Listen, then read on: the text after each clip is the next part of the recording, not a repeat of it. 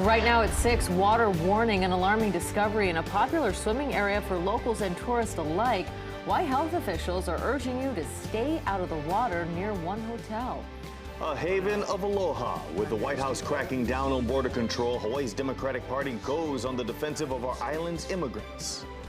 And a $100 million makeover for one of Waikiki's signature hotels. We'll have a live report on how one of the island's most popular restaurants will be impacted by the construction. You're watching KITV Island News at 6.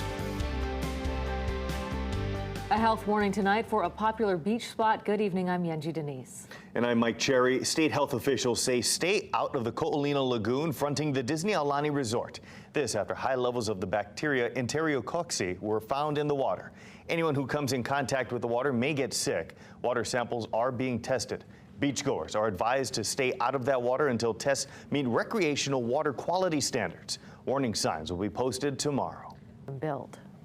The Democratic Party of Hawaii says it'll provide a safety net for all immigrants, even as the Trump administration signals it'll tighten the reins on immigration. KITV's Nicole Carvalho explains why Hawaii will remain a haven of aloha. All right, time to take a look outside. High surf on North Shore today with a high surf advisory in effect. And a front on the way. That could mean some rain for the weekend. Let's get our first forecast now from meteorologist Pete Cajano. Pete. Now to the latest on the infighting at the Office of Hawaiian Affairs. CEO Kamana'o Pono Crab has hired an attorney in his battle to keep his job. Today, the board met to hear public testimony. This coming amid a power struggle between Crab and OHA Chair Rowena Akana. Today, Akana asked that Crab be put on administrative leave until the board figures out what's happening with Crab's contract. The OHA board will reconvene next week. Should homelessness be considered a medical condition? State Senator Josh Green introducing a bill that would do just that and let homeless people use Medicaid money to pay for housing. Green, who's also a doctor, says conditions like diabetes or mental illness are more difficult for patients to manage when they don't have stable homes. He says in order to fix homelessness, doctors need to write prescriptions for housing. Big changes are coming to a resort in Waikiki. Outrigger Hotels and Resort will spend $100 million revitalizing the Outrigger Reef on the beach. Yeah, KITV's Mika Miyashima is live in Waikiki with more. Mika. Local sushi vendor has been fined $6,000 for camouflaging its yellow food placard, warning customers of food safety violations. The state health department issuing a fine to Advanced Fresh Concepts, or AFC Sushi, that's located inside the Safeway on Kapahulu Avenue. Health department workers issuing the yellow placard for violations including improper holding, temperatures, and failing to label discarded items for perishable items. Days later, workers found the yellow placard wasn't visible to the public. The health violations have since been corrected, and the eatery was issued a green card. Well, one Hawaii lawmaker wants to build a mega prison on state land.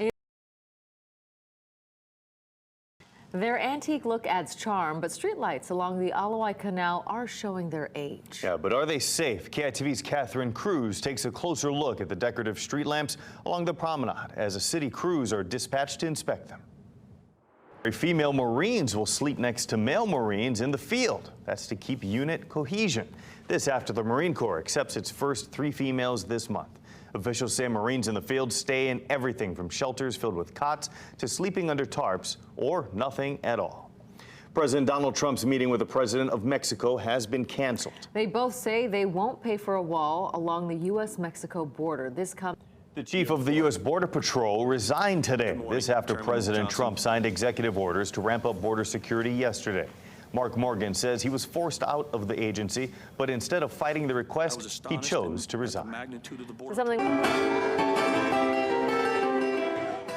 And that's musician Jake Shimabukuro. He visited several Oahu elementary schools as part of the Ukulele Hanaho project. The Ukulele Virtuoso, along with the Music for Life Foundation, repaired over 100 ukulele for Oahu schools. The project aims to revive music classes in Hawaii schools after programs were cut due to a lack of funding.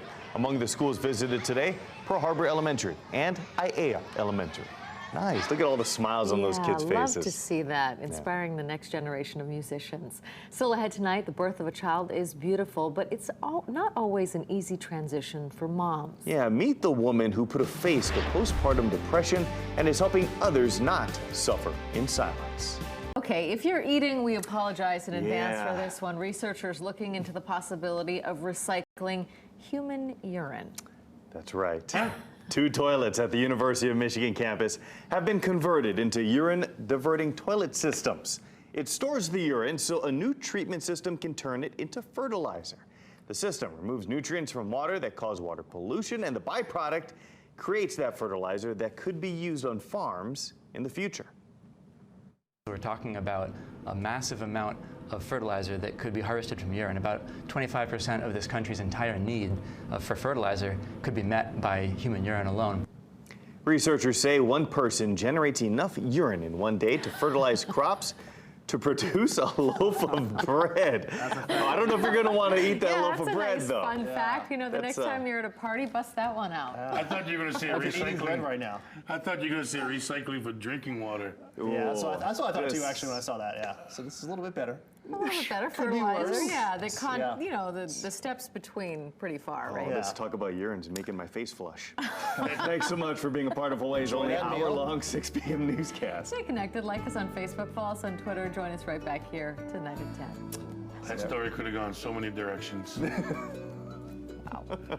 And if you can't get to a computer but you need court information, there's an app for that. The Chief Justice today announcing a free app is now available for both iOS and Android devices. It's called Hawaii Courts Mobile. It gives you access to all of Hawaii's court services, from court records to a status of a case, as well as where to go for help. Being a police dispatcher is an intense and vital position, and today one of HPD's finest retired after nearly 5 decades on the job. Yeah, meet Carol Zuckeran. For the last 47 years and 2 months, she was counting, the dispatch supervisor has seen it all. Before computers, HPD used switchboards to answer calls and manually filled out these cards when they dispatched officers. Carol says it all began when her sister saw an ad in a newspaper and she reluctantly applied for the job. I've been really blessed with my career at police department. I've had excellent supervisors. I've made good friends, and just enjoyed the job thoroughly. I don't know why I enjoy it so much, but I do. I'm going to miss it, but it's time for me to go. Now, what's she going to do with all that time? Well, Carol says she plans to clean her house and then move to the mainland to be close to her family.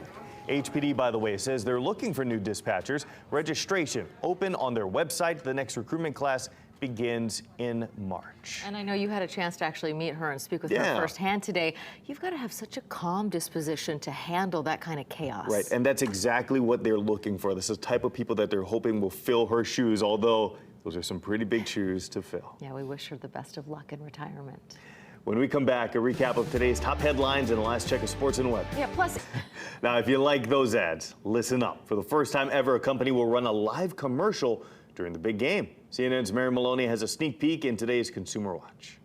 The Honolulu Medical Examiner has identified the man killed in a house fire in Kalihi earlier this month as 51-year-old Ruben Balintona. He lived inside the home that burned on January 9th.